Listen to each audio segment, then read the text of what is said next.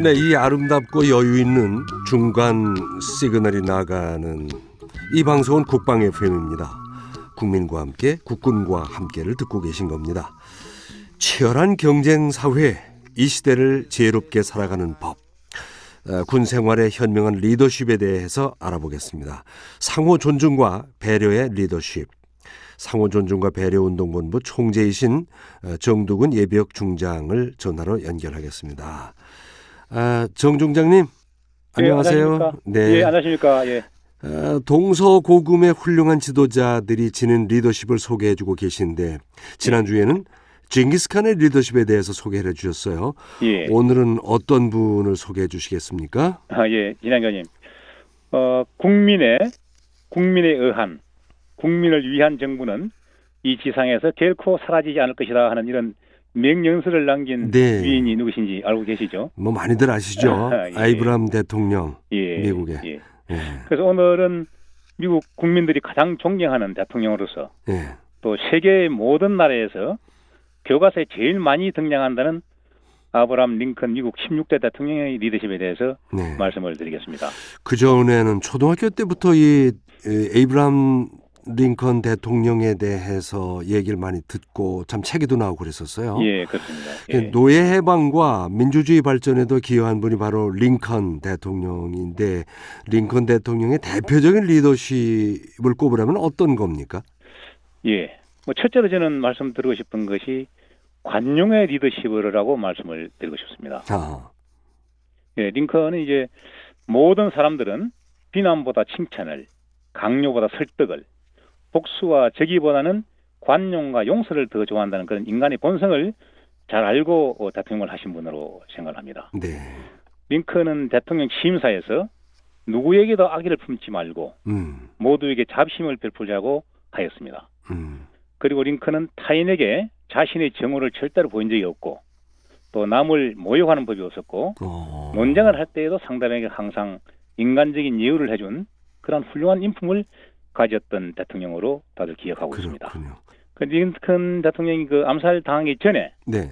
몇 시간 전에 이제 내각 위원들을 만나가지고 적군이었던 남부 군인들에 대해서 나는 개인적으로 어떤 행의 집행도 원하지 않는다.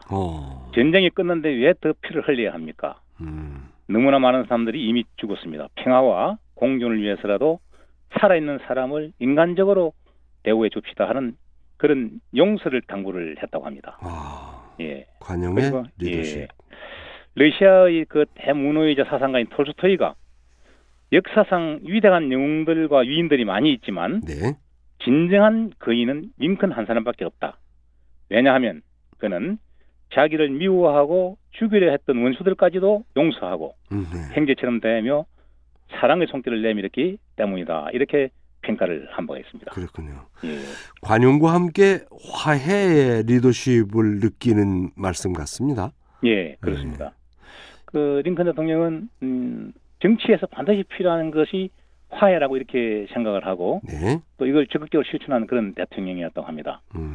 당시의 미국 사회는 많은 갈등과 분열로 인해서 연방을 이탈하고 또 내전 등의 상황에서 링컨 대통령은 이제 우리는 적이 아니라 친구이고 동지입니다라는 화해의 역할을 하면서 게다가 다른 상대는 물론이고 대립하고 있던 남부의 적대 세력까지도 소통을 두려워하지 않고 적극적인 토론과 설득으로 공통점을 찾고 또 작은 것들은 양보를 하면서 통합을 하려고 애를 썼다고 합니다. 네. 예, 그 대통령이 돼서 계속 그를 괴롭혔던 정적인 스탠턴을 국방부 장관으로 임명을 하고 그 주위에서도 반대가 심하자 원수는 죽여서 없애는 게 아니라 마음속에서 없애는 것이지요. 이제 그 사람은 나의 적이 아닙니다. 나는 적이 없어서 좋고 그처럼 능력 있는 사람을 도움을 받아서 좋고 일석이조가 아닙니까? 이렇게 말했다고 합니다. 얼마나 멋집니까? 요즘에 볼 수 없는 탕평 인사를 통해서 그런 걸 실천했군요. 그런데 그렇습니다. 평소 정 장군님께서는 그 링컨에 대해서 그 정직한 대통령 이야기를 하신다는데 어떤 사례가 있습니까? 예, 국민들이 부르는 링컨 대통령의 별명이 정직한 에이브라고 합니다. 그리고 이제 정직이 최고의 정책이다. 또 모든 사람을 얼마 동안 속일 수는 있다. 그러나 몇몇 사람을 오랫동안 속일 수도 있다. 그러나 모든 사람을 오랫동안 속일 수는 없다. 이런 또 명언을 남겼는데요. 네. 이를 소개해드리면은 청년 시절에 점원으로 일할 당시에 끝나고 나서 돈을 계산해 보니까 이 한 10센트가 남았습니다. 네.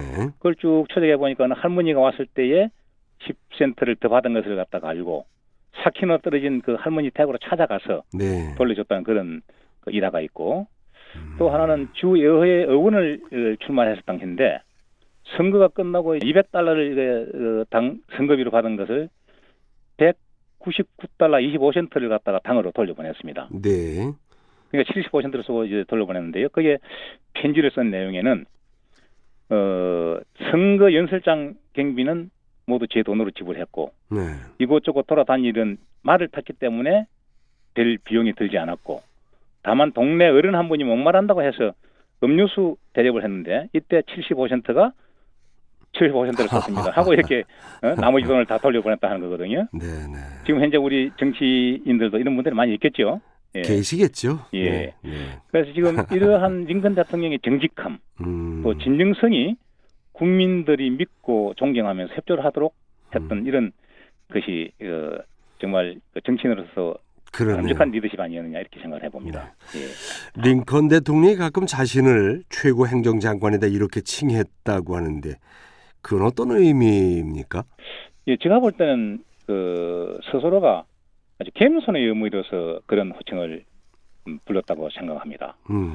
예, 뉴욕 타임즈의 편집장이었던 헨리 레이몬드는 링컨의 성품 중에서 그가 자신의 지위를 별로 인정하지 않는 것이 가장 특징적이라고 이렇게 표현을 했고요. 네. 또 링컨 스스로가 대통령 각하라고 부르는 사람이 있으면 나를 그냥 링컨이라고 불러주십시오. 대통령 각하는 저에게 너무나 사무적인 말입니다. 이렇게 또 말했다고 합니다. 네. 그리고 심지어 아내에게도 아내가 아마 편지를 쓸 때 항상 존경하는 이런 표현이 맨 앞에 들어갔던 것 같아요. 네. 그래서 아내에게도 당신의 편지는 무척 기다려지지만 편지 앞부분에 존경이라는 경칭을 절대 쓰지 말아 주십시오. 이렇게 또 표현을 했다 그러네요. 예. 네. 참 예. 순수한 분이네요. 예, 그렇게 보입니다. 예. 네네. 그 링컨 대통령이 불리한 상황이었던 남북 전쟁에서 승리할 수 있었던 것은 끈기와 집요함, 확고한 신념이 있었기 때문이다. 이런 분석이 있다는데 이건 어떤 의미에서 그렇습니까? 예, 그때 당시에 그 북군은 수십만의 사상자를 내고 전선이 교착 상태에 빠져 있었습니다. 네. 그래서 이제 반대 세력들은 비판이 자꾸 소리가 높아가고, 그러면서도 흔들림 없이 그 북군의 대통령인 그랜트 장군에게 아무리 어렵고 힘들더라도 불독처럼 끈기 있게 물고 견디십시오. 네. 장군은 할 수 있습니다. 이러한 격려의 메시지를 보내는 등으로 이 집념이 난군을 물리치고 승리를 이끈 하나의 요인이었다고 이렇게 생각을 합니다. 네. 네. 그리고 한 가지 더 예를 보면은 네. 남북경 당시가 그 국방부 장관을 데리고 그 맥클란 장군을 갖다가 격리하기 위해서 예고 없이 야전을 찾았습니다. 네. 사령부에 갔더니 장군은 없고 그 몇 시간 뒤에 나타난 그 맥클란 장군이 링컨 대통령에게 그냥 의례적인 인사만 하고 자신이 방으로 쏙 올라가 버렸어요.